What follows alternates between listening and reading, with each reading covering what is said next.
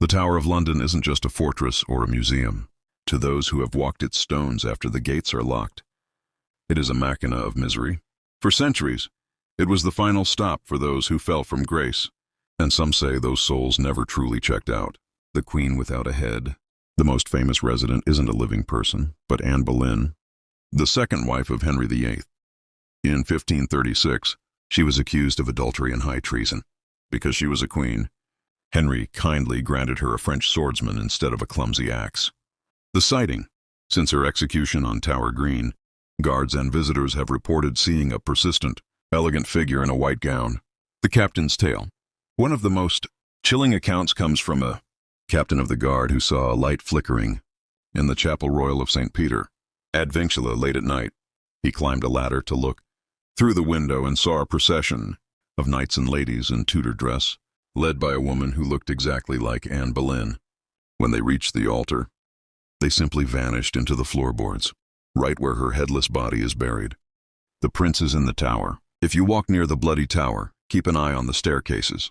In 1483, two young princes, Edward V, age 12, and Richard, age 9, were sent there for protection by their uncle, Richard III. They were never seen alive again. Centuries later, workmen repairing a staircase found a chest containing two small skeletons. To this day, guards report seeing two figures in white nightgowns, clutching each other in terror, backing into the stone walls until they disappear.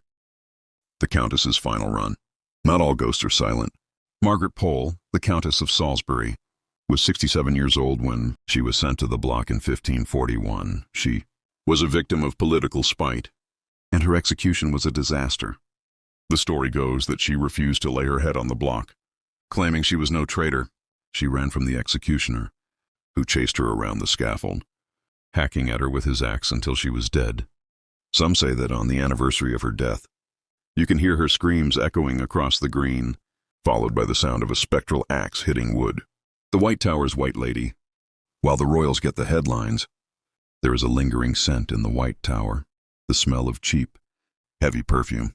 It precedes the White Lady, a figure often seen waving to groups of school children from a high window. She is most often felt in the St. John's Chapel. Even the stoic yeoman warders, the beefeaters, have admitted that standing in that chapel at night feels like being watched by 1,000 invisible eyes. Why the tower remembers? Paranormal researchers often talk about stone tape,